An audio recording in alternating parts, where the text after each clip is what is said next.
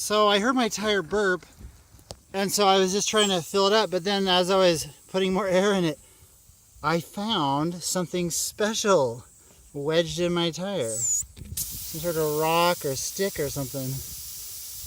Yeah, that's bad. I guess we'll go ahead and remove that, shall we?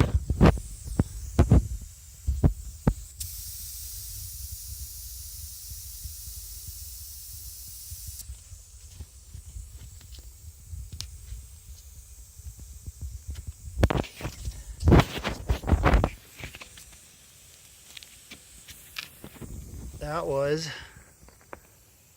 a little pebble. That's neat. Hope I don't break the bead. Is it leaking? Check for other pebbles. Oh my goodness, that is crazy. Check the other side. Hi, Nate. Hi.